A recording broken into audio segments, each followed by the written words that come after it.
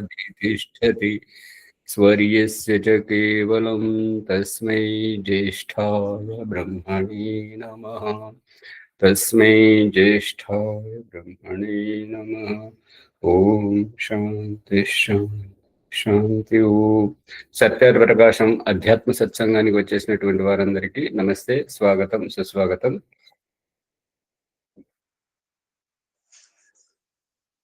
నమస్తే. నమస్తే. మునిశేఖర్ గారు, నిన్న చెప్పిన దాంట్లో మీకు సందేహం వస్తుంది సహజంగా. ఏంటంటే మనోహర్ గారు లింగ మార్పిడి చేసుకొని ఇదంతా చేస్తే అనుభవిస్తే తెలుస్తుంది అని అంటే, దయానంద సరస్వతి ఏదైతే చెప్పాడో, వారు దయానంద సరస్వతికి ఎలా తెలిసింది అని అంటే, మీరు వివాహం చేసుకొని ఆ రకంగా గర్భధానం చేసుకొని 9 మాసాలు మోస్తే మీకు ఆ పరిస్థితి గురించి తెలుస్తుంటది. కాబట్టి అది పరోక్షంగా చెప్పడం జరిగింది. ప్రత్యక్షం వేరు, పరోక్షం వేరు. ఓం నమస్తే ఆచార్య. అందు గురించి నమస్తం.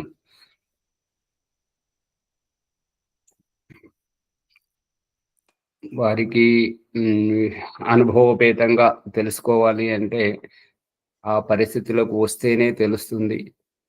వైద్యుడు, భగవంతుడు, ప్రతి ఒక్కరు పిల్లవాడు ఏడిస్తే పాలే ఎందుకు ఇవ్వాలి, తల్లికి ఎలా తెలిసింది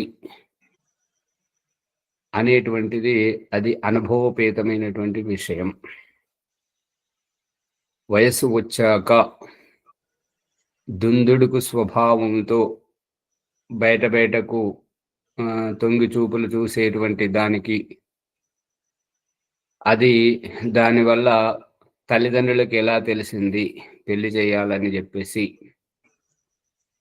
ఇదంతా అనుభవపేతంగా తెలుసుకోవాల్సినటువంటి విషయం. రజస్వల అవ్వడం యొక్క అభిప్రాయం ఏంటంటే, గర్భాశయ వికారం శుద్ధి చేసి లోపలికి వచ్చేటువంటి అతిథికి ఆతిథ్య సత్కారం చేయడానికి, అతిథికి సత్కారం ఇవ్వడానికి సన్నాహాలు చేయడం, ఇవన్నీ ఎలా తెలిసాయి అనేటువంటిది నీవు స్త్రీ జన్మలోకి వెళితే అక్కడ జరిగేటువంటి విషయాలతోటి అక్కడ నీకు తెలుస్తుంటది. ఇవన్నీ అనుభవపేతంగా తెలుసుకోవాలి అంటే నువ్వు ఈ రకంగా బయట నుంచి లోపలికి చూడడం కాదు, లోపలికి వెళ్ళి అనుభవపేతంగా తెలుసుకుంటేనే తెలుస్తుంది. శేఖర్ గారు, అర్థమవుతుందా? అర్థమైంది. ఇంతకంటే మించి ఏం చెప్తాం అతనికి? అతడు వివేకవంతుడైతే రకంగా చేయాలి. మీరేమైనా పరకాయ ప్రవేశం చేశారన్న సందేహం. అంటే ఓం ప్రకాష్ అడుగుతున్నారా, మనోహర్ని అడుగుతున్నారా, ముని గారిని అడుగుతున్నారా? ఓం ప్రకాష్ గారు మీరు చెప్తున్నారు కదా, ఇంత లోతుగా చెప్తున్నారు కదా, మీకు ఎట్లా వచ్చింది ఈ జ్ఞానం? వారి సందేహం డైరెక్ట్ వాళ్ళు ఋషి దయానంద రెడ్డి చెప్పిండు, ఈసారి కూడా అట్లే చెప్తున్నాడు, ఏంటి ఈ విషయం? దాని గురించి మీ అభిప్రాయం. ఇప్పుడు విషము పదార్థం మీద, పాయిజన్ పదార్థం మీద మెడిసిన్ రీసెర్చ్ జరుగుతూ ఉంది. నాగుపాము విషము కానీ, తేలు విషము కానీ, ఇటువంటి విషముల మీద జరుగుతుంది. ఆ పరిశోధన చేసేటువంటి సైంటిస్టులు, డాక్టర్లంతా ఆ విషం తిని పరీక్ష చేస్తున్నారా? కాదు కదా. అనుపాతం, దాని యొక్క ప్రభావం తగ్గించి దాన్ని మాత్రలోకి చేసి ప్రయోగించి చూస్తున్నారు కదా. అది జ్ఞానం మీద. అందుకని అంతేగాని ఈ ప్రతిదీ అనుభవపేతంగా చూడాల్సిన అవసరం లేదు. ఇప్పుడు ఉడికేటువంటి అన్నమును ఒక్క మెతుకు చూస్తే తెలుస్తుంది మిగతా అన్ని ఉడికాయా లేదా అనేది. అన్ని ఒత్తి చూడాల్సిన అవసరం లేదు.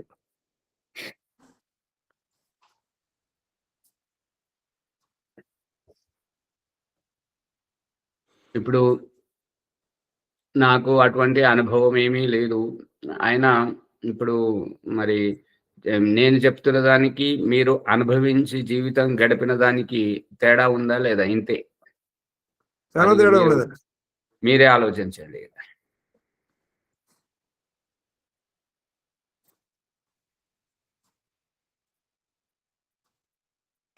ప్రత్యేక శ్రద్ధ పెడితే గానీ ఏదైనా అవగాహన అవగాహన. పరమాత్ముని కృప ద్వారా కలిగినటువంటి జ్ఞానం మాత్రమే అని చెప్పొచ్చు. అంతే కదా? అంతే అండి. అలా ధన్యవాదాలు ఆచార్య.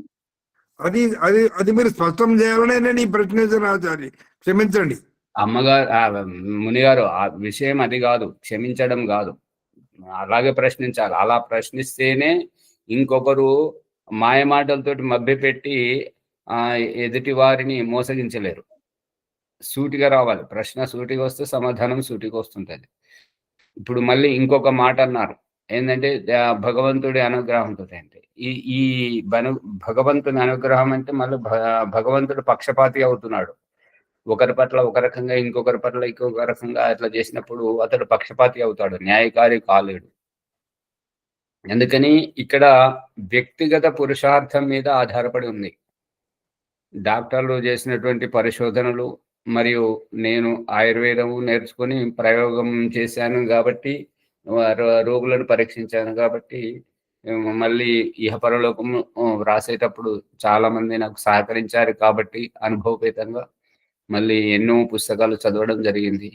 దానివల్ల ఈ యొక్క అనుభవంతో చెప్పడం జరుగుతుంది. స్వామి, ఇదంతా కూడా భగవంతుని అనుగ్రహం వల్ల జరుగుతుంది స్వామి. అదే నేను అదే అన్నాను. అందరూ సహకరించడం అనేది అందరికి జరగదు స్వామి. అది ఇప్పుడు భగవంతుని అనుగ్రహం అంటే వేరే వాళ్ళు ఏమనుకుంటారంటే తథాస్తు అనుకుంటారు. అది కాదు.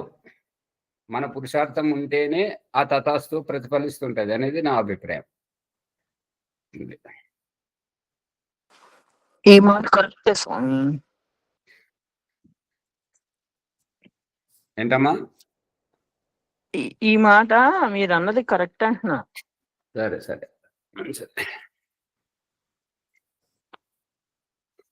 ఇప్పుడు మనము సత్యార ప్రకాశం చతుర్థ సముల్లాసము 79వ పుటలో గర్భకాల కర్తవ్యములు ఈ ప్రకరణంలో ఉన్నాము.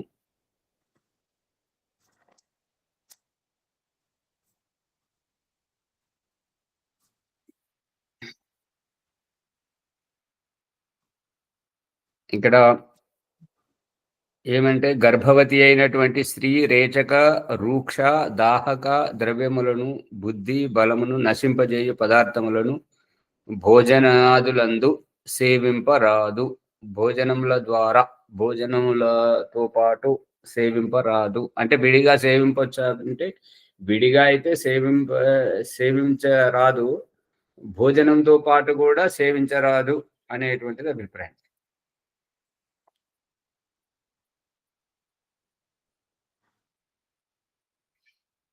నెయ్యి, పాలు, ఉత్తమ తండూలములు, గోధుమలు, పెసలు, మినుములు మున్నగు పదార్థములను అన్నపానములందు ఉపయోగింపవలెను. తండూలం అంటే బియ్యం కదా ఆచారి? అవును. ఉత్తమం తండూలము అంటే శ్రేష్టమైనటువంటి మంచి. నేను ఓంప్రకాశు బాల్యకాలంలో నల్లవడ్లు అనేటువంటివి పండించేవారు మా నాన్నగారు. వాటి అన్నము నల్లగానే ఉండేది, గంజి నల్లగానే ఉంటుంటది. అవి ఈ దుద్యాలకు వచ్చిన తర్వాత ఇక్కడ కూడా లభించాయి. సంతోషం. అక్కడ హైదరాబాద్ లో ఉన్నప్పుడు కొనుక్కొని ట్యాంక్ బండి కింద రామకృష్ణ మఠం ఎదురుగా ఇందిరా పార్కులో వాళ్ళది ఏంది మిరాల్డా ఏదో ఉన్నది కదా, దాంట్లో దొరుకుతాయి ఇవన్నీ.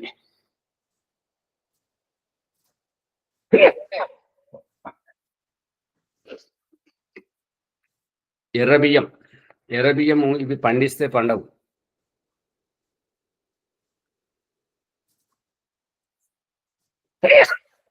సహజంగా పండుతాయి. వీటిని ఆయుర్వేదం ప్రత్యేకంగా నిర్దేశించింది సాఠీ చావల్. సాఠీ చావల్ అంటే 60 దినములలో పంట వస్తుంటది. మనకు 60 దినముల పంట ఒకటి ఏంటంటే చిట్టి ముత్యాలు ఒకటే తెలుసు.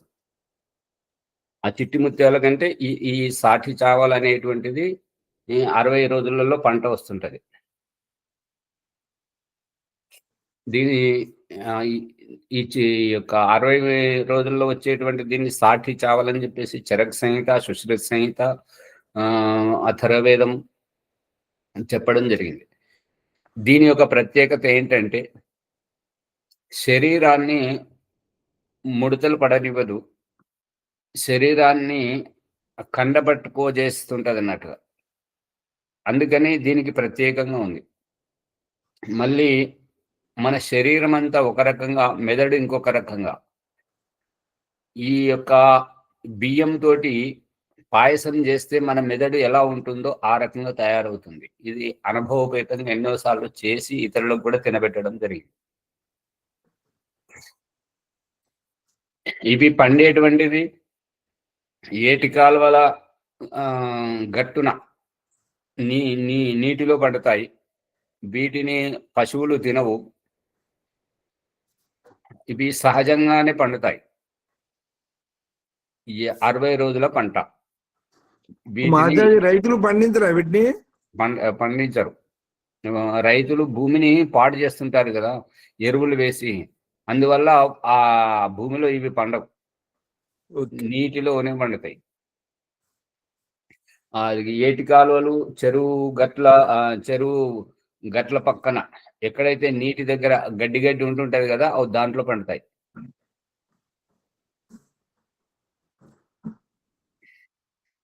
ఈ యొక్క మహబూబ్ నగర్ లో ఇవి ప్రత్యేకం అని చెప్పేసి హైదరాబాద్ లో ఉన్నప్పుడు దాదాపు 6 సంవత్సరాలు తిన్నాను. గురుకులంలో అక్కడ హర్యానాలో ఉన్నప్పుడు వినడం వరకే, దొరకలేదు. హైదరాబాద్కి వచ్చాక దొరికాయి. 6 సంవత్సరాలు తిన్నాను. ఇవి ఎక్కడికి వెళ్ళి వస్తున్నాయంటే మహబూబ్ నగర్ వచ్చి 2 సంవత్సరాలు అయింది. ఒక్కరోజు తీసుకురాలేదు. తినడానికి దూరం, చూడడానికి కూడా కనపడలేదు. అది సంగతి. ఆచార్య చిట్టి ముత్యాలు వేరు. చిట్టి ముత్యాలు మనకు అందరికి అందుబాటులో ఉన్నాయి, ఎక్కడైనా దొరుకుతాయి. కానీ ఇది ఏంటంటే సముద్రము, నదులు, ఈ యొక్క డ్యాములు ఎక్కడైతే నీటి సౌకర్యం ఎక్కువ అయితే ఉంటుంటుందో, నీరు నిల్వ ఎక్కడైతే ఉంటుంటుందో ఆ నీటి గట్ల మీద పండుతాయి. ఇప్పుడు దీని అభిప్రాయం ఏంటంటే అగ్నిహోత్రం చేసేటప్పుడు 3 మెట్లతోటే యజ్ఞకుండం కడుతుంటారు. ఇది సంపూర్ణం కాదు, అశాస్త్రీయం. భగవంతుడు చూపించిన దాని ప్రకారం 4వది ఇది నీటితోటి నిండి ఉంటుంటది. ఆ నీటిని నిండి ఉండడం ద్వారా దాంట్లో ఏం నేర్పిస్తున్నది అంటే భగవంతుడు ఏదైనా విషక్రిములు ఉంటే నీటిలోకి రాకుండా ఉండడానికి, భూమి మీదకి రాకుండా ఉండడానికి భూమి చుట్టూ నీళ్ళని పెట్టి, నీళ్ళ చుట్టూ ఈ గరక గడ్డిని పెట్టి ఆ ఏవైనా క్రిములు వస్తే ఆ గరక గడ్డి దగ్గరే ఉండాలి అనేటువంటిది అక్కడ అడ్డుకట్ట. యజ్ఞము దగ్గర మొదటి మెట్టు, భూమి మీద ఉండేటువంటి మొదటి మెట్టు పక్కన నీటి కాలువ అనేటువంటిది తప్పనిసరిగా ఉండాలి. ఇది ఎలా తెలుస్తుంది అని అంటే అక్కడ యజ్ఞము భూమి మీదనే చేయాలి అనేటువంటిది భూర్భువస్వర్ జ్యోరివ భూమ్నాం. భూమి శబ్దం భూమ్నాం, ఇది షష్ఠి విభక్తి. భూమ్నాం అస్మిన్ సదస్తే భూర్భువస్వర్ జ్యోరివ భూమ్నాం పృథివీవ వరిమ్నాం. పృథివీవ, ఈ పృథివీవ వరిమ్నాం తస్యాస్తే, మంత్రం గుర్తొస్తలేదు. పృథివీ దేవయజని అస్మిన్ చదస్తే అర్జుత్తరస్మిన్ విశ్వే దేవ. ఆచార్య పృష్ఠేగ్ని అన్నాదం పృష్ఠే అన్నాదం అన్నాద్యం ఆయాదధే. ఈ యొక్క అన్నం పండించే ఈ భూమి, అన్నం తినేటువంటి అగ్నికి ఆ అగ్నిని తీసుకొచ్చి ఆధానం చేస్తున్నాను అనేటువంటిది అభిప్రాయం. అందు గురించి ఆ భూమి చుట్టూ నీరు నిల్వ ఉంచడం, ఆ నిల్వ ఉంచిన నీటి చివరలో ఇక గరికగడ్డిని మొలిపించడం అది. అందుకని యజ్ఞకుండానికి నీటి కాలువ అనేటువంటిది తప్పనిసరిగా ఉండాలి. ఇక 4వది అని అంటే 3 మెట్లు పైన ఉంటాయి, ఒకటి లోపల ఉంటది, భూమి లోపల ఉంటది. ఇప్పుడు ఏదైతే ఈ పెట్టుడు యజ్ఞకుండం ఏదైతుందో ఇది పూర్తిగా అశాస్త్రీయం, అవైజ్ఞానికం, అదూరదర్శిత, తాత్కాలిక సాంత్వన మాత్రంగానే ఉంటుంటది. ఈ పెట్టుడు యజ్ఞకుండం జరిపేటువంటిది, స్థాయిగా ఉండేటువంటిది, నిజమైనటువంటిది. దీని అభిప్రాయం ఏంటంటే యజ్ఞకుండం భూమిలో పాతుకొని ఉండడానికి ప్రాణిమాత్రుల నోళ్ళన్నీ లోపల నుంచి బయటకు తెరుచుకుంటాయి అని చూపించడం. అగ్నిర్వై దేవానాం ముఖం నోరు లోపల నుంచి బయటకు తెరుచుకోవడం. అందరూ కెమెరాలు బంద్ చేసుకున్నారు, వింటున్నారు, అర్థమవుతుందా లేదా? వింటున్నా ఆచార్జీ.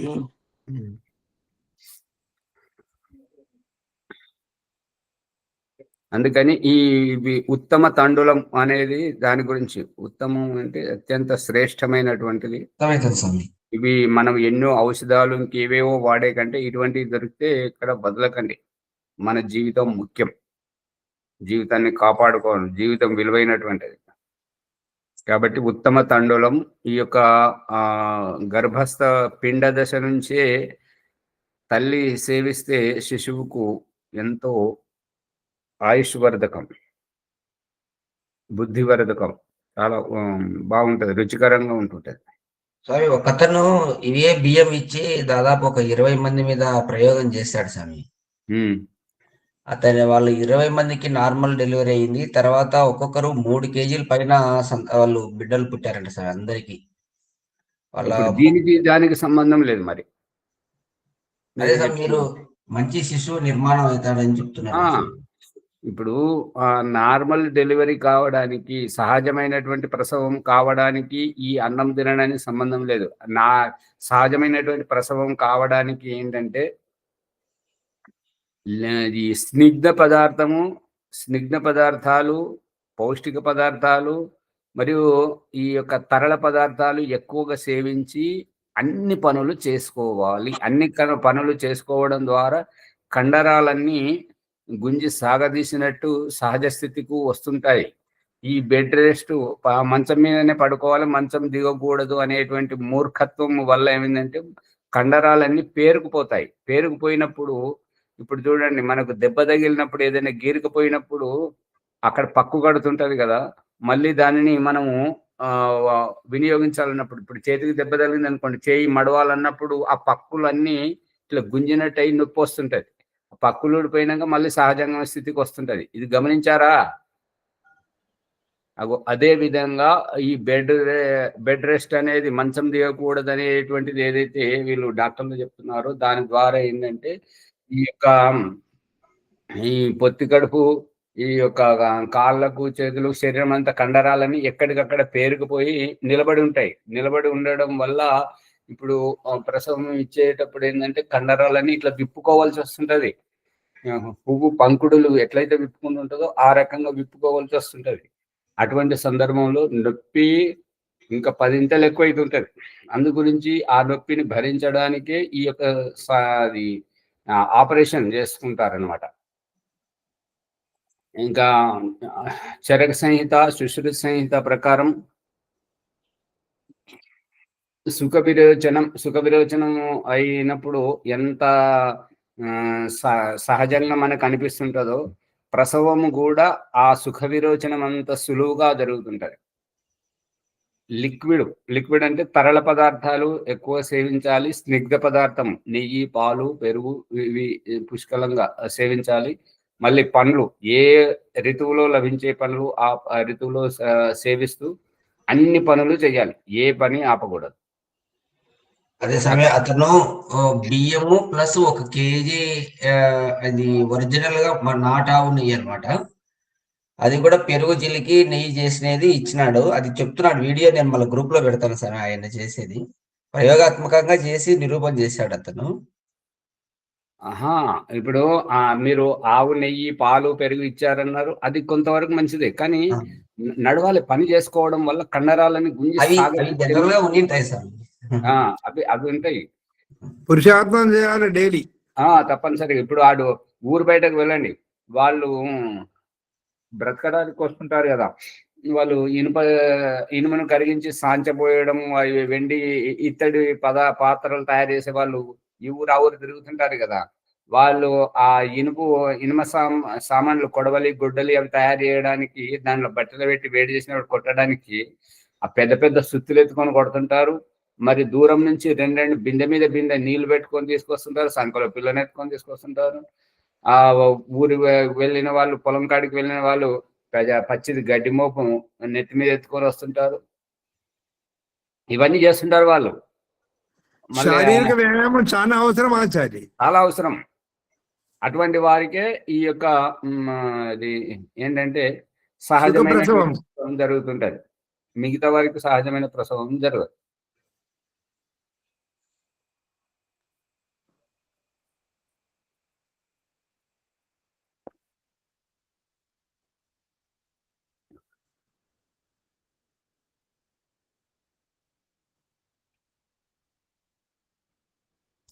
మరియు దేశకాలమును ఇక ఈ తండులం అంటే బియ్యము ఉత్తమమైనటువంటివి సేవించాలి. గోధుమలు, పెసలు, మినుములు మున్నగు పదార్థములను అన్నపానములందును ఉపయోగింపవలెను. ఈ యొక్క మినుములు సేవించాలి. కానీ మినుముల మీద ఇప్పుడు మనకు ఈ జడత్వము, బుద్ధి పనిచేయని తత్వము దేనితో వస్తుందంటే ఈ మినుముల వల్లనే వస్తుంది. మరి మినుములు దయానంద సరస్సు ఎందుకు చెప్పాడు అంటే, ఇది శతపథ బ్రాహ్మణంలోనే ఉంది. మినుము అనేటువంటిది శారీరక పుష్టినిస్తుంటది. ఇప్పుడు ఈ మానవ సమాజానికి అత్యంత మూర్ఖతంగా చేయడానికి తినుబండార పదార్థాలలో ఈ మినుము, ఇడ్లీ, దోశ, సున్నుండలు ఇవన్నీ మినుములతో తయారవుతున్నాయి అన్నమాట. ఇది శరీరాన్ని పుష్టి చేస్తుంది, బుద్ధిని మాత్రం జడమ చేస్తుంటది. బుద్ధి అంతగా పనిచేయదు. శంకరాచార్య గారు వేద ధర్మ ప్రచారం చేస్తున్నప్పుడు ఈ శంకరాచార్య గారి తర్కానికి, ప్రమాణాలకు తట్టుకోలేనటువంటి జైనులు ఈ మినుములు తినబెట్టి మినుములలో వారికి విషం పెట్టి చంపేశారు. అందుకని ఈ మినుములు తింటే బుద్ధి పని చేయదు, శరీరం అయితే హృష్టపుష్టంగానే ఉంటుంటది. ఇక్కడ ఒక మనోరంజనమైనటువంటి దృష్టాంతం ఏంటంటే, ఢిల్లీ నుంచి హైదరాబాద్కు రైల్లో ప్రయాణిస్తున్నప్పుడు ఉత్తర భారతం అతను, ఈ దక్షిణ భారతం అతను. దక్షిణ భారతం వాళ్ళు అన్నం తింటారు, ఉత్తర భారతదేశం వాళ్ళు రొట్టెలు తింటుంటారు. అయితే ఇతను దక్షిణ భారతదేశం అతను ఈ మూట తీసి అక్కడ పైన పెట్టాలి. కింద అది తిరగడానికి, కూర్చోవడానికి ఇబ్బంది అవుతుంది కాబట్టి ఆ మూట అతనికి లేస్తలేదు. ఉత్తర భారతదేశం అతను ఏమన్నాడంటే, ఆ మూటని తీసి ఆ పైన పెట్టడానికి ఆయనకు కూడా సరిగా అందకపోయేసరికి ఏమైంది అంటే, ఆ చైన్ ఉంటుంది కదా, దానికి తగిలిచ్చిండు. దానికి తగిలించి, చూడు తెలివి ఇట్లా ఉండాలి, అది శక్తి ఉండాలి, ఇంత నువ్వు కూడా రొట్టె తిను అని చెప్పేసి ఆయనకు ఉపదేశం చేస్తాడు అనమాట. ట్రైన్ ఆగిపోయింది, కొద్దిసేపటికి టీటీ వచ్చారు. చైన్ ఎవరు గుంజిందంటే ఎవరు గుంజలేదన్న. మరి ఈ ఆగినట్టు చూపిస్తుంది, అటు చూసేసరికి ఏంటంటే ఆ మూట తగిలిచ్చినది. ఎవరు తగిలిచ్చారంటే ఇతను తగిలిచ్చాడు. అంటే ఫైన్ కట్టమని చెప్పేసి అతని చేత బలవంతంగా ఫైన్ కట్టించింది. లేదంటే నేను జైలుకు పంపిస్తామని చెప్పారు, కానీ ఆయన ఫైన్ కట్టింది. ఇంకా తర్వాత అన్నాడు అతను, దక్షిణ భారతం అతను ఉత్తర భారతదేశం అతనికి చెప్పింది ఏంటంటే, అప్పుడప్పుడు అన్నం కూడా తిను, బుద్ధి పని చేస్తుంది. మూట పెట్టాలి కానీ ఎక్కడ పెట్టాలని నీకు పనిచేస్తుంది అని చెప్పేసి.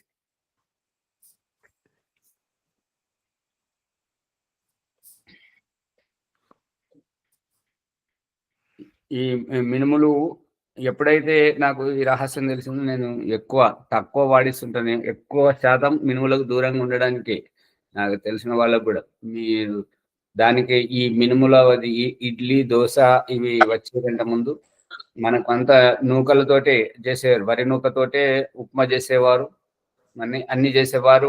అట్లు వరి పిండితోటే అట్లు పోసేవారు నాకు తెలిసినంత వరకు. ఏ అమ్మలందరూ మొహం దాచుకుంటున్నారు అట్లు ఈ మినుముల వాడకం కంటే ముందు అట్లు పోసేవారు కాదా? చేస్తుంటే ఆచార్య. మరి అది చెప్పరు ఏంటి? మినపిండి కాదు కదా, అప్పుడు వరి పిండితో పోసేవారు కదా. అవును, కలిపి పోస్తుంటే ఆచార్య. అదే ఓం ఆచార్య నమస్తే. అమ్మా మిరపపిండి తిన్నప్పుడు శారీరకంగా బలంగా ఉండేవారు ఆచార్య, కాళ్ళు నొప్పులు అదిగా ఉండేవి కాదు. అవి మానేసాక ఇప్పుడు మనుషులకు కాళ్ళు నొప్పులు వచ్చేసినాయి మొత్తానికి ఆచార్య. అవి అన్ని ఒక్కొక్కటి.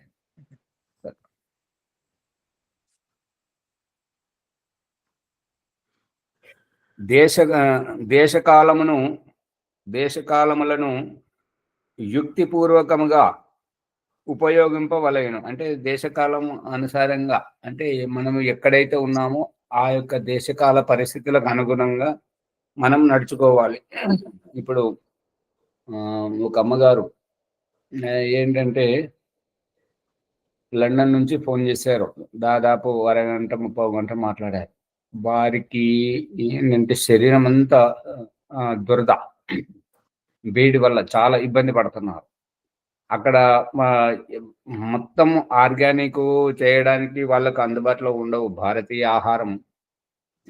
వారు ఎంత ప్రయత్నం చేస్తున్నారో కానీ వారికి ఈ గాల్ బ్లాడర్ది ఆపరేషన్ అయిందంటే ఆపరేషన్ చేసుకోవాల్సినంత పరిస్థితి లేదు. గాల్ బ్లాడర్లో రాళ్ళు వస్తే వాటిని కరిగించేటువంటి ఈ పద్ధతులు మన దగ్గర ఉన్నాయి. ఆపరేషన్ వరకు వెళ్ళాల్సిన అవసరం లేదు అని వాటి గురించి కొంత చెప్పాను. ఇంకా ఏదైనా సరే మీరు మీ శరీరాన్ని మీరు చదవండి. శరీరానికి ఏదైతే అనుకూలిస్తుందో దాన్ని ఉపయోగించాలి. ఏదైతే ప్రతికూలం వస్తుందో అటువంటి వాటిని దూరం చేసేయండి అని చెప్పేసి చెప్పడం జరిగింది. దాన్ని ప్రయోగం చేసి నేను వారం రోజుల తర్వాత చేస్తానని చెప్పేసి మళ్ళీ అన్నారు. అందుకని ఇక్కడ దేశకాలములను అనుసరించి అక్కడి స్థానికంగా ఏ వాతావరణంలో ఉంటున్నామో ఆ వాతావరణంలో ఉండేటువంటి పదార్థాలను మనము వాడాలి. వాడితే మనము కూడా ఆ యొక్క వాతావరణంలో సహజంగా ఉండగలుగుతుంటాం. లేదు నాకు ఇదే కావాలి అదే కావాలి అన్నప్పుడే ఇబ్బంది వస్తుంది.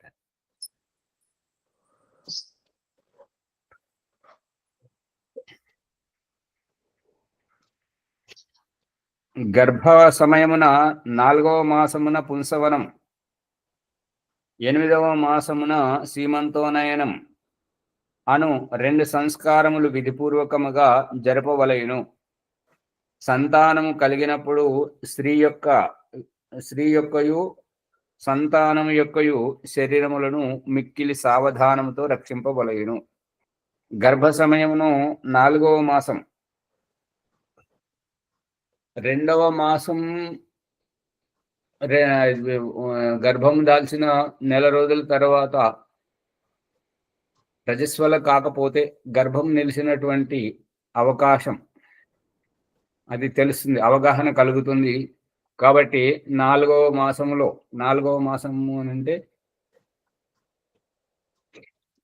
2వ మాసంలోనే చేయొచ్చు.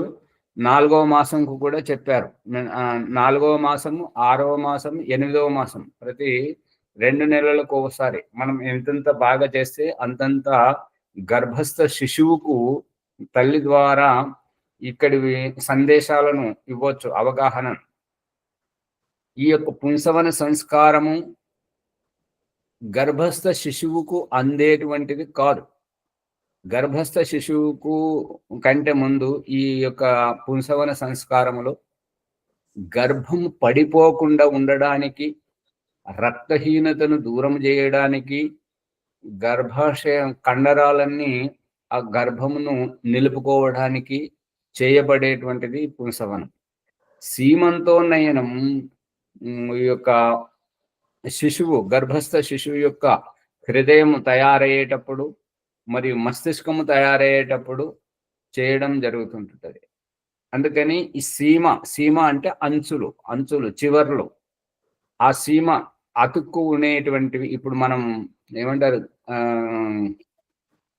గారెలు అంటారా బూరెలు అంటారా, వాటిని ఇట్లా రొట్టెలాగా చేసి పూరిల్లాగా చేసి దాంట్లో ఇవి నువ్వులు కొబ్బరి గరిజలు గర్జలు ఇట్లా మూస్తుంటాం కదా మళ్ళీ సగానికి.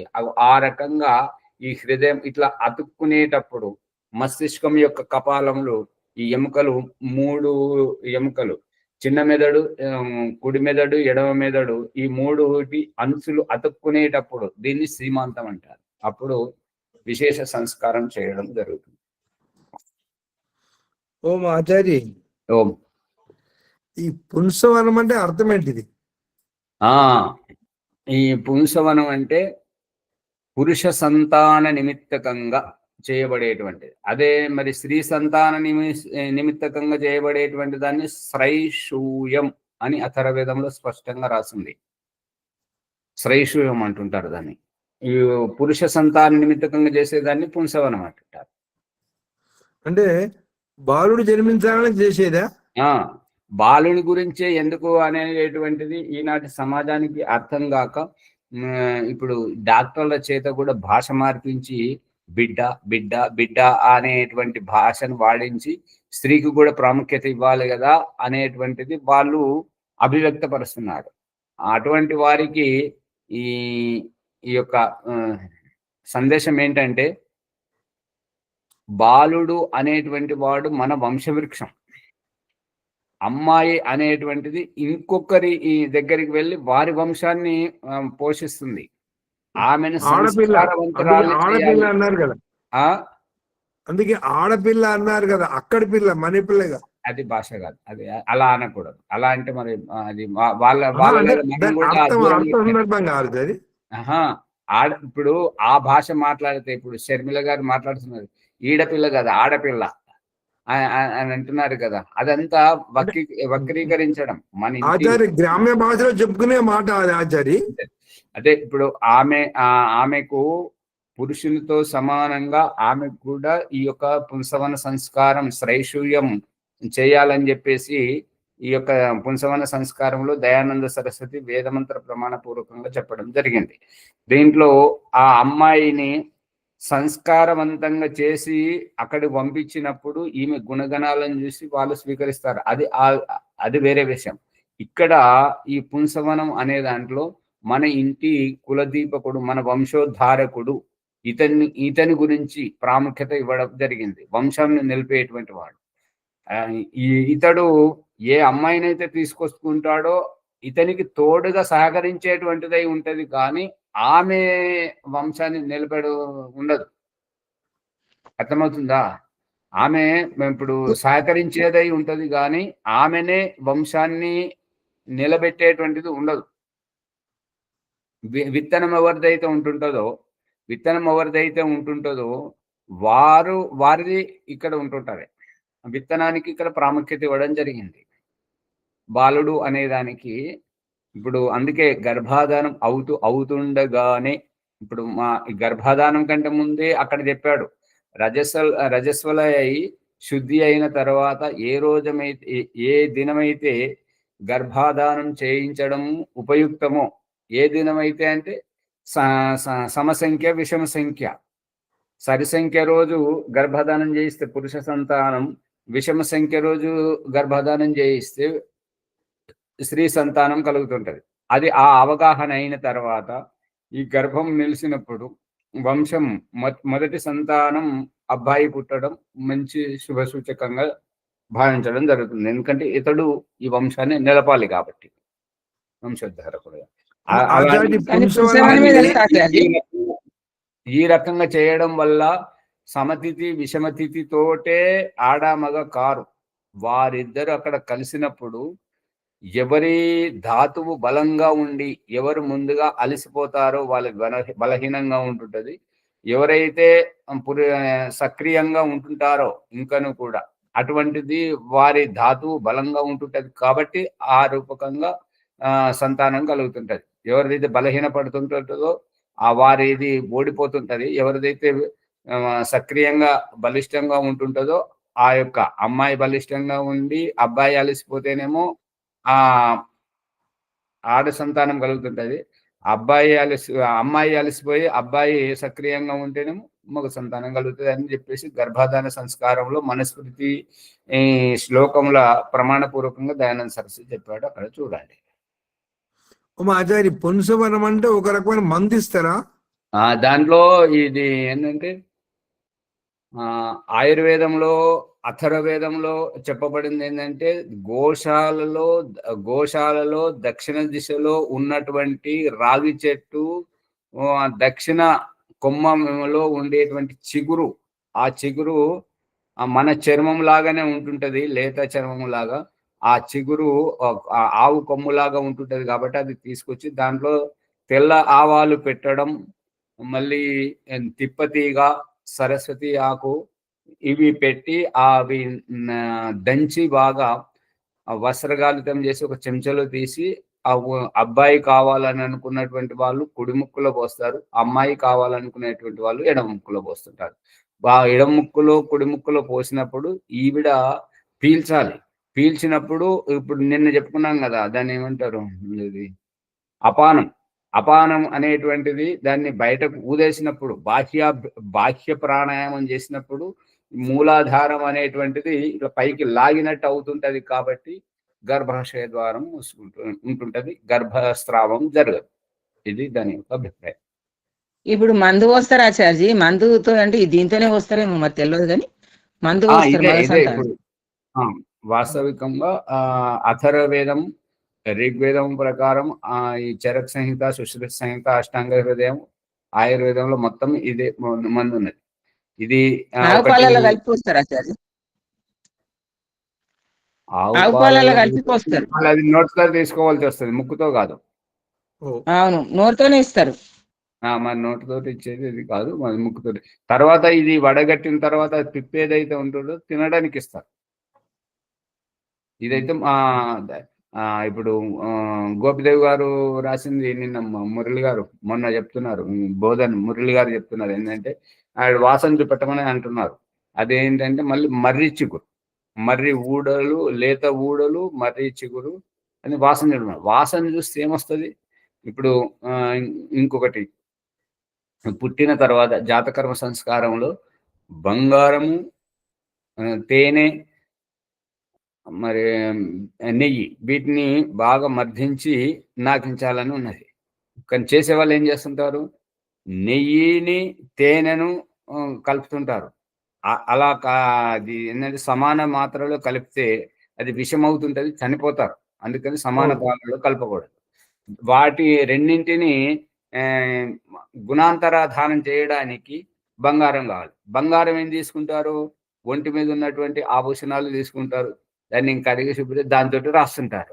కానీ ఆయుర్వేదం ప్రకారం ఏమున్నది అంటే మన చేతిలో అరచేతిలో ఉండేటువంటి రేఖలు ఏవైతే ఉన్నాయో ఆ రేఖలు మూసుకుపోయేంత వరకు ఎంతైతే బంగారం భస్మం పడుతుంటుందో, అది బంగారం 1000 పుటములు, దాన్ని పుటము చేసినటువంటి భస్మం చాలా సూక్ష్మంగా ఉంటుంటది. అటువంటిది అంత బంగారం తీసుకోవాలని ఉన్నది.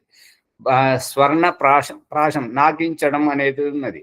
కానీ వీళ్ళు ఆ తేనెను, నెయ్యిని ఏది నాకిస్తుంటారు. ఇంకా కొంతమంది పెరుగు కూడా వేస్తుంటారు. అది పెరుగు ఈ రోజు వేయకూడదు, అంటే జాతకర్మ సంస్కారంలో పెరుగుది లేదు.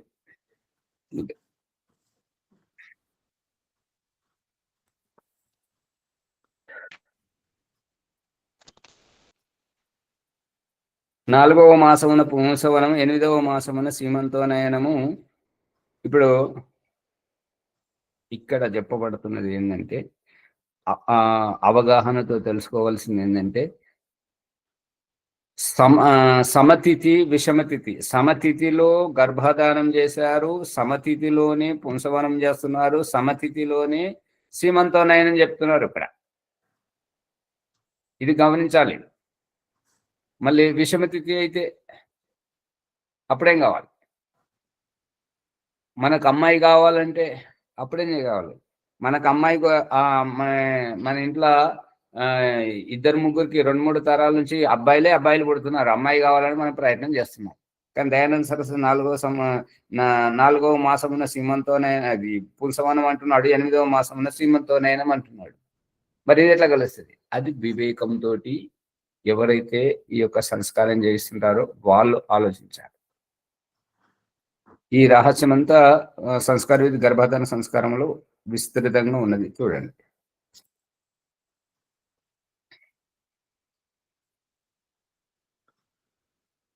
అను 2 సంస్కారములు విధిపూర్వకంగా జరపవలెను. సంతానము కలిగినప్పుడు స్త్రీ యొక్కయు సంతానము యొక్కయు శరీరంలో మిక్కిలి సావధానంతో రక్షింపవలెను. సంతానము మరియు ఆ బాలింత యొక్క శరీరాలను చాలా జాగ్రత్తగా కాపాడాలి. ఎందుకంటే చలి తొందరగా పట్టుకుంటుంది, నీళ్ళు ఇవ్వకూడదు, ఆకలి ఎక్కువగా వేస్తుంటది. చాలా జాగ్రత్తగా దగ్గరుండి చూసుకోవాలి. సొంటి పాకము గాని సౌభాగ్య శుంఠి పాకము గాని ముందుగానే సిద్ధము చేసి ఉంచుకోవలెను. సొంటి పాకం అంటే సౌభాగ్య శుంఠి అంటే పాలలో రెండు కూడా ఆయుర్వేద ఔషధములు ఆచార్య. అల్లందే, ఎండిన అల్లం. సొంటి అంటే ఎండిన అల్లం. అవును. సౌభాగ్య ఈ సొంటి వేడియా చలవనా? మిరియాలు వేడియా చలవనా? వెల్లుల్లి వేడియా చలవనా? సొంటి చాలా వేడి అంటారు ఆచార్య. 1 గ్రాము 2 గ్రాముల కన్నా ఎక్కువ తీసుకోవద్దు అంటారు.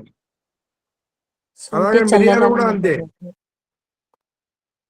అక్కడ వారు మా మాట వినండి, గాయత్రి అమ్మగారు చెప్తున్నారు వినండి. వాళ్ళ కొడుకు ఆయుర్వేద ప్రయోగం చేస్తారు, డాక్టరు. అమ్మగారు చెప్తున్నారు వినండి. సొంటి చల్లదనం, మిరియాలు వేటిదనం. సగం చెప్తున్నారు అమ్మగారు, పూర్తిగా వినండి.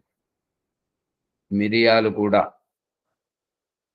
కానీ, అల్లము కానీ, ఇంకా ఇవి సొంటి కానీ ఒకేసారి తీసుకుంటే వేడి చేస్తుంటది, రోజు నిరంతరంగా తీసుకుంటే చలవ చేస్తుంటది.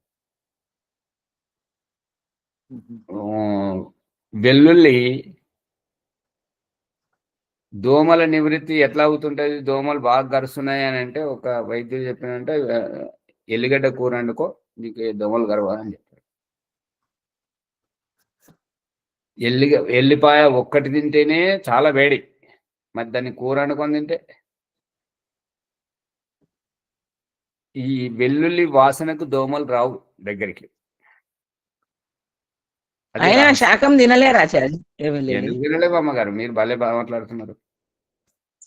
మనకు ఆర్య సమాజ పండితుడు స్వామి బ్రహ్మముని పరివ్రాజకు వారు లహసున్ బాద్షా ఈ యొక్క కాయాకల్పం, ఇందాక మునిగారు అన్నారు కదా, కాయాకల్పం చేసి ఈ యొక్క శరీరాన్ని మార్పు చేసి కొత్త శరీరం ధరించడానికి ఎల్లిగడ్డ మీదనే పరిశోధన చేసి పుస్తకం రాశాడు.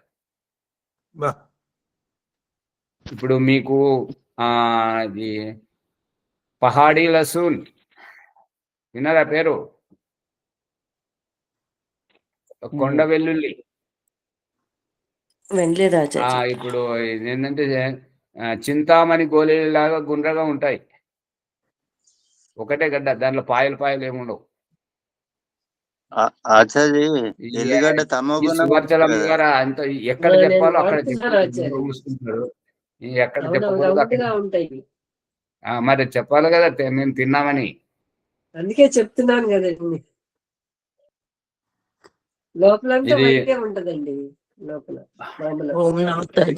మీకు ఈ యొక్క చౌదాపుడి వనమూలికల షాపులో దొరుకుతుంటాయి, లేదంటే అమెజాన్ లో బుక్ చేయండి, మీ ఇంటికి వచ్చేస్తాయి. అట్లా రేట్ ఎక్కువ పడుతుంది. ఈ యొక్క హైదరాబాద్ లో అయితే ఈ మోండా మార్కెట్ కానీ, బేగం బజార్లో కానీ దొరుకుతుంటాయి, కుకట్పల్లిలో దొరుకుతుంటాయి. ఇక మరి మీకు ఆచార్య ఏంటిది అది మెడిసిన్? అదే పహాడీ లసూన్, కొండ వెల్లుల్లి. ఇప్పుడు విజయవాడ వారికి అక్కడ వనమూలికల షాపులో దొరుకుతాయి అమ్మగారు, విజయదుర్గమ్మ గారు. చాలా మంచిది శరీరాన్ని. అది ఏ దాని గురించి ఆచార్య? అదే వయస్సును వారు ఆ స్వామి బ్రహ్మముని పరివ్రాజకు వారు చేసిందంటే కాయకల్పం. ఈ ముసలి శరీరం పోవాలి, ముడతలు పడ్డ శరీరం పోవాలి, తెల్లబడ్డ వెంట్రుకలు పోవాలి, ఈ గోల్డ్ ఇది అంత పోవాలి, మళ్ళీ కొత్తవి రావాలి, పడుచు వయసు. దాని గురించి నరాలు గట్టిపడ్డానికి కూడా తింటారా? అది బాలెంతకి ఇస్తారు. అవునవును. అమ్మగారు ఈ వెల్లుల్లి ఇయ్యరు, మనం వాడుకునే వెళ్ళేది. మనం వాడుకునే వాడుకునేది వెల్లుల్లి ఇచ్చేవాళ్ళండి అప్పుడు. అవును. మన ఎల్లిపాయ కారం ఎల్లిపాయ పాలు పడాలన్నా ఎల్లిపాయ కారం ప్రత్యేకం. లేకపోతే వేడి అన్నంలో పైన మాచారి జలుబు, సర్ది, దగ్గు ఈ మూడు ఏ కాలంలో వెళ్ళిపోతాయి ఎల్లిపాయ కారం తింటే. ఇప్పుడు మీరు మా మునిగారు అడిగే విధానం ఎలా ఉన్నదంటే మీరు ఎన్ని నెలలు తిన్నారు అన్నట్టుగా అనిపిస్తుంది. అది వాళ్ళకి ఇస్తుంటారు సహజంగా. ఇప్పటికి కూడా ఇస్తారు. ఇస్తారు, ఊర్లలో ఇస్తారు. ఓ ఆచార్య, ఒక సందేహం. సమయం అయిపోయింది, అడగండి. చిన్నగా ఉంటే చెప్తాం, లేకుంటే రేపు చెప్తున్నాం. ఎల్లిగడ్డ తమోగుణ ప్రభావం ఉంటది అంటారు కదా. తమోగుణ ప్రభావము ఉంటది, ఉండదని ఎవరు అంటుంటారు? అది ఒక్కసారి తిన్న వారికి వర్తిస్తుంది, కానీ రోజు తింటున్నటువంటి వారికి దాని ప్రభావం అంత కనపడదు. ఏదైనా సరే పండితులు ఉల్లిగడ్డ ఎల్లిగడ్డ రెండు తినకూడదని చెప్తారు కదా, అది ఎంతవరకు నిజం? అన్ని తినొచ్చు అని భగవంతుడు పుట్టించాడు ప్రకృతిలో. అంటే ఉచితం అనుచితం పరిస్థితి వ్యవస్థ ఔషధ రూపకంగా అన్ని సేవించవచ్చు. ఇక దానినే సేవించాలి, అది ప్రత్యేకం అని చెప్పేసి దానికోసం పడి చచ్చేవారు అది సరైనటువంటిది కాదు. ధన్యవాదములు. సరే, ముందుకు తీసుకెళ్ళండి. ఓం ఆచార్య ఓంప్రకాష్ గారు ధన్యవాదాలు. జ్ఞానగంగా ఆధ్యాత్మిక విద్య సత్యప్రకాశము సత్సంగంలో మనము సత్యప్రకాశం అనేటువంటి అమూల్యమైన గ్రంథాన్ని లోతుగా అర్థం చేసుకుంటున్నాము. 4వ సముల్లాసంలో మనము గర్భకాల ఆ సందర్భంలో కర్తవ్యం మనము లోతుగా ఆలోచిస్తున్నాము. చాలా చక్కగా ఈ ఎపిసోడ్ను లైక్ చేయండి, షేర్ చేయండి, సబ్స్క్రైబ్ చేయండి. పక్కన ఉన్న గంట సింబల్ గట్టిగా నొక్కండి. 1-2 సార్లు సమయం తీసుకొని వీళ్ళని ప్రార్థన. ఈరోజు వైదిక సంధ్యోపాసన ఎవరు మరి? మంగళవారము సువర్చనమ్మ గారు వైదిక సంధ్యోపాసన చేపిస్తారు. ఓం నమస్తే.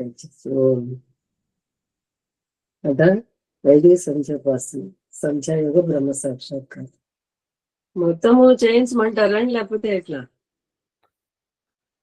ఏదైనా ఒక 2 మంత్రాలను అర్థం చెప్పండి, మిగతా అన్ని మూల మంత్రాలతో చేయించండి. సమయాన్ని దృష్టిలో పెట్టుకొని చెప్పాలా?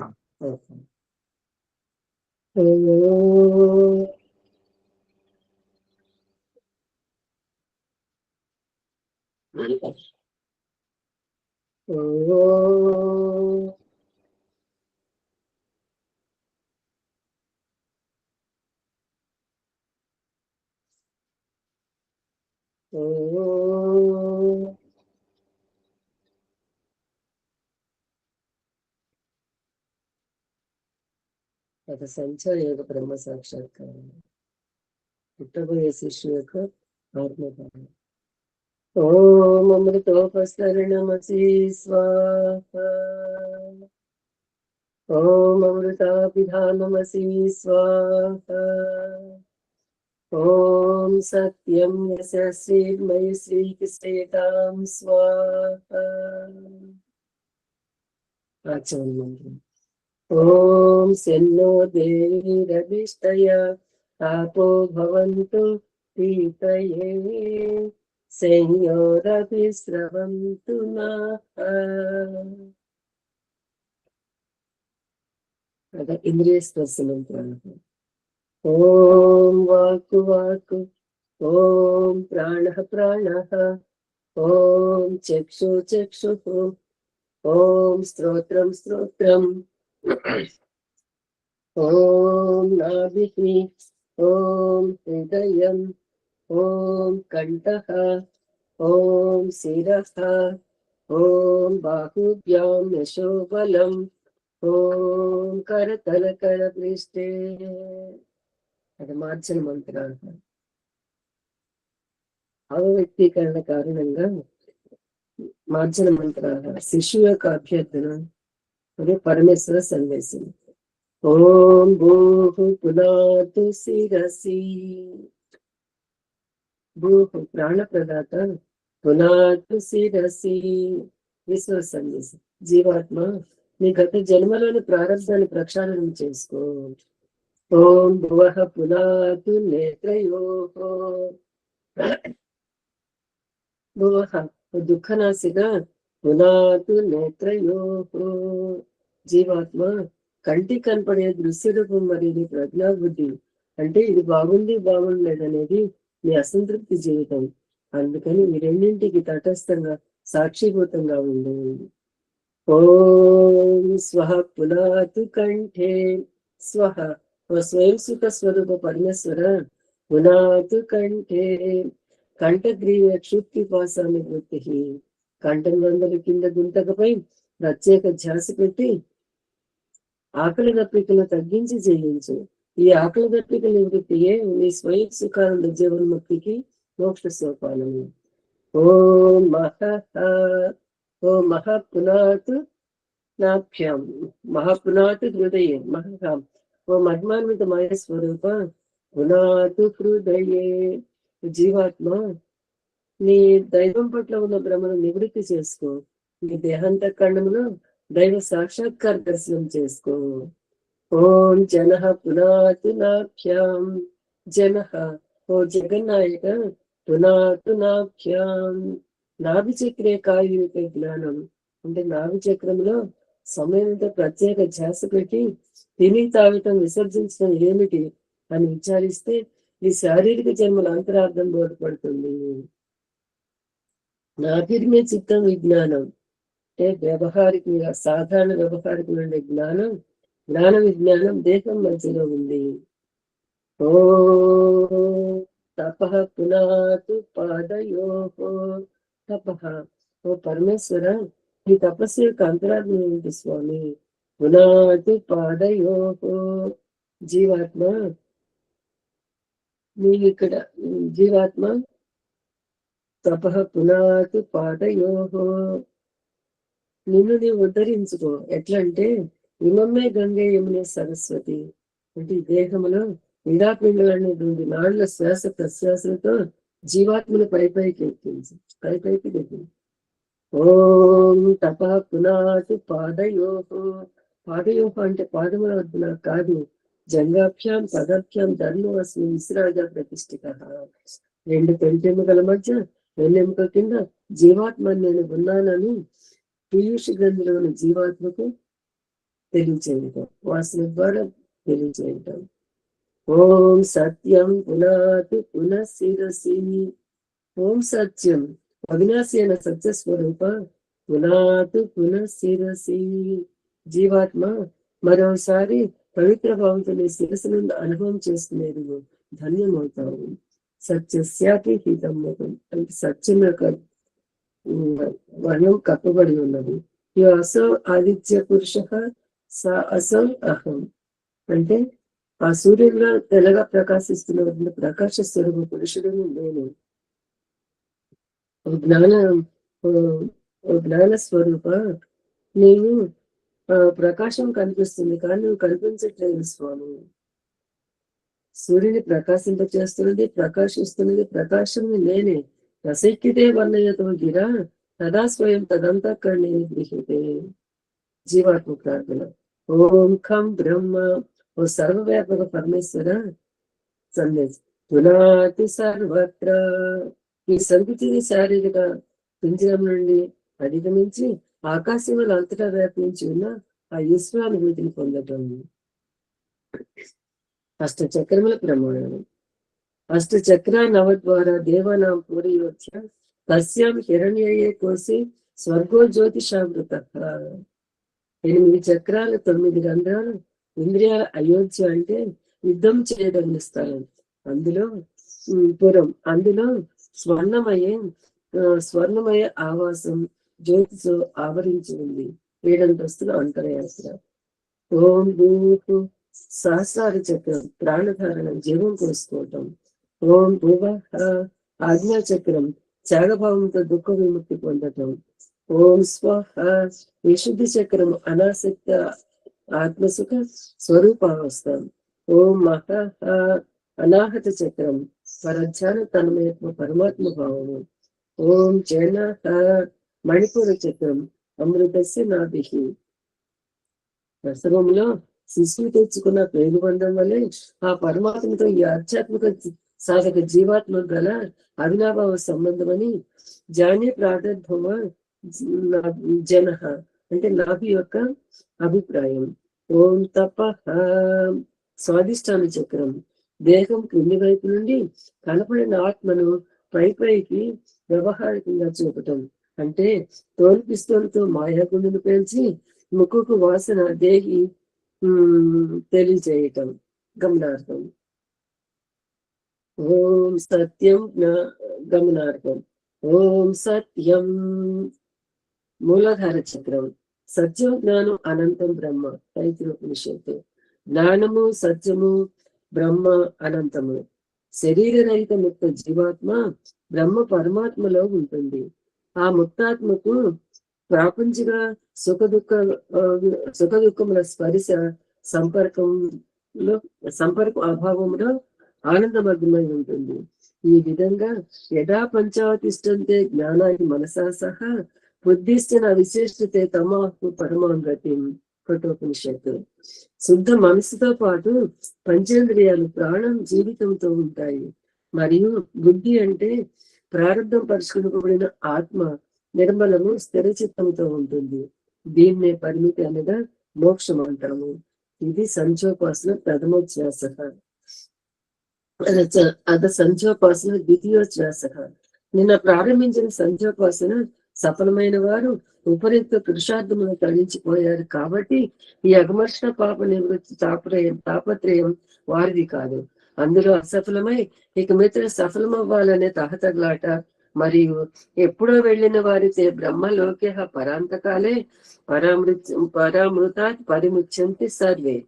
ముండకోపనిషత్తులో బ్రహ్మానందాన్ని ఉపయోగించి మహాకల్పము తరువాత పునః ముక్తి సుఖాన్ని ఏవగించి పునరాగమనం అంటే అగమర్షణ ప్రకరణం.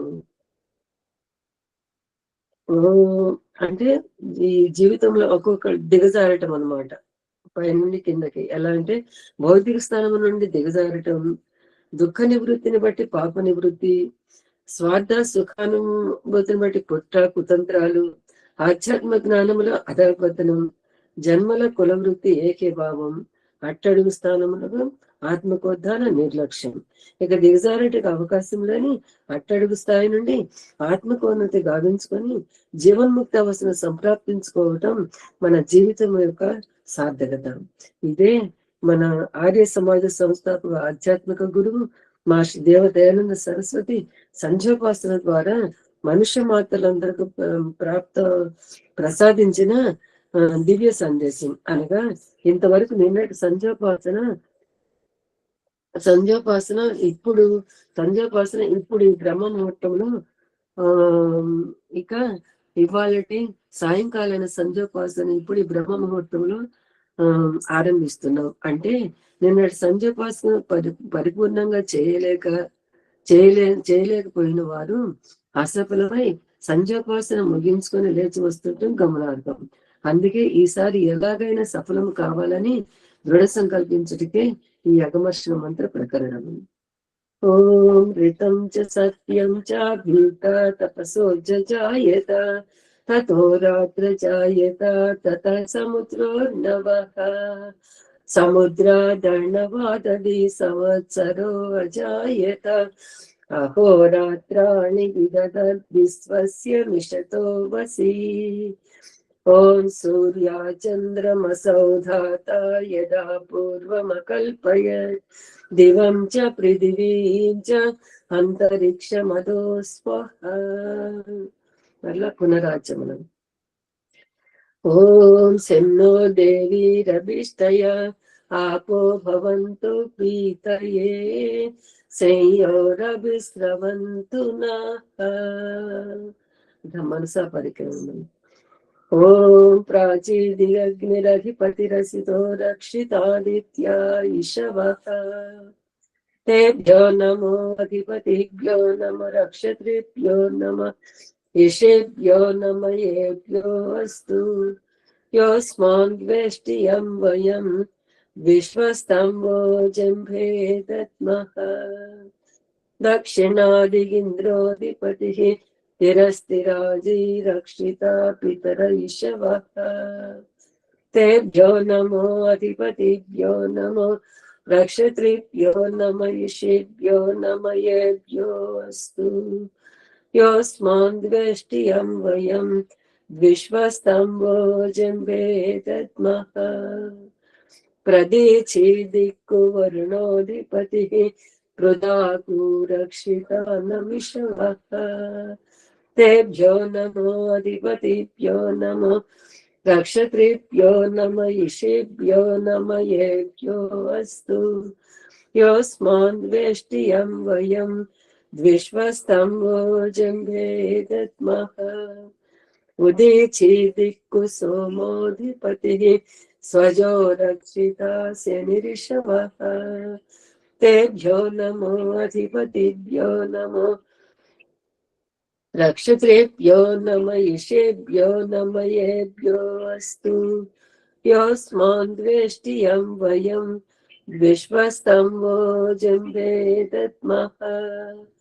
ध्रुवादिक्कु विष्णुरधिपतिः कल्माषग्रीवो रक्षिता विरुद ईशवः तेभ्यो नमो अधिपतिभ्यो नमो रक्षत्रिभ्यो नमः ईशेभ्यो नमः येभ्यो अस्तु योऽस्मान् द्वेष्टियं वयं विश्वस्तं जम्भे दद्मः. ऊर्ध्वादिक्कु बृहस्पतिरधिपतिः श्रित्रो रक्षिता वर्षमिषवः तेभ्यो नमो अधिपतिभ्यो नमो रक्षत्रिभ्यो नमः ईशेभ्यो नमः येभ्यो अस्तु योऽस्मान् द्वेष्टियं वयं विश्वस्तं जम्भे दद्मः. अथ उपस्थानमुद्राः. जातवेदसे सुनवाम सोम मराति यतोनि दहाति वेदः स नः पर्षदति दुर्गाणि निस्वानावेव सिन्धुं दुरिताच्चग्निः. चित्रं देवानां मुदगादनेकं चक्षुर्मित्रस्य वरुणस्याग्नेः अप्राच्या वा पृथिवी अंतरिक्षं सूर्यात्मा जगतस्तुषश्च उदुत्यं जातवेदसं देवं वहन्ति केतवः दृशे विश्वाय सूर्यम् उद्वयं तमसस्परिस्वाहा पश्यन्त उत्तरं देवं देवत्रा సూర్యమగన్మజ్యోతిరుత్తమం. సఫలమైన వారు పరమేశ్వర మండలానికి వెళ్ళిపోతారు. అసఫలమైన వారు మరోసారి ప్రయత్నం ప్రాయశ్చిత్త మంత్రంతో. ఓం తచ్చక్షుర్దేవహితం పురస్తాత్ శుక్రముచ్చరత్ పశ్యేమ శరదస్యతం జీవేమ శరదస్యతం శృణుయామ శరదస్యతం ప్రబ్రవామ శరదస్యతం అధీనాహస్యామ శరదస్యతం భూయస్య శరదస్యత. पुनः आचमन मंत्र. ओम सन्नो देवीरभिष्टय आपो भवन्तु पीतये संयोरविस्रवन्तु नः. गायत्री मंत्र. ओम भूर्भुवः स्वः तत्सवितुर्वरेण्यं भर्गो देवस्य धीमहि ధియో యో నః ప్రచోదయాత్. హే జగదీశ్వరాలయ్యా, నీకు మీ అనంత కృప వలన మేము చేస్తున్న ఉపాసనాది కర్మముల మూలమున ధర్మ అర్ధ కామ మోక్షం నుండి చతుర్విధ పురుషార్థముల సిద్ధిని ఈ జన్మ ఎందే సంప్రాప్తించుకుందుముగాక. ఈ జన్మ ఎందే సంప్రాప్తిస్తున్నట్లు అనుగ్రహింపడుగాక. ఓం నమ శంభవాయ చ మయ భవాయ చ నమ శంకరాయ చ మయస్కరాయ చ నమ శివాయ చ శివతరాయ చ. ఓం శన్నో దేవీరవిష్టయ ఆపో భవంతు పీతయే సంయోరవిశ్రవంతు నః. ఓం శాంతి శాంతి శాంతి. బ్రహ్మయజ్ఞ సమయం. ధన్యవాదాలు మునిగారు. नमस्ते आचार्य। शांति पाठ करो। ओम देव शांतिरंतरिक्षम शांति, पृथ्वी शांति, आपा शांति, औषधे शांति, वनस्पते शांति, विश्वे देवा शांति, ब्रह्म शांति, सर्वं शांति। शांतिरेव शांति सामा शांतिरेधि। ओम शांति शांति शांति। श्री ब्रह्म नमस्कार। अंदर नमस्कार। ఓం నమస్తే ఆచార్య, సర్వేభ్యో నమో నమః. నమస్తే నమస్తే. సర్వేభ్యో నమః. నమస్తే. నమస్తే ఆచార్య, సర్వేభ్యో. ఆచార్య ఒక చిన్న విషయం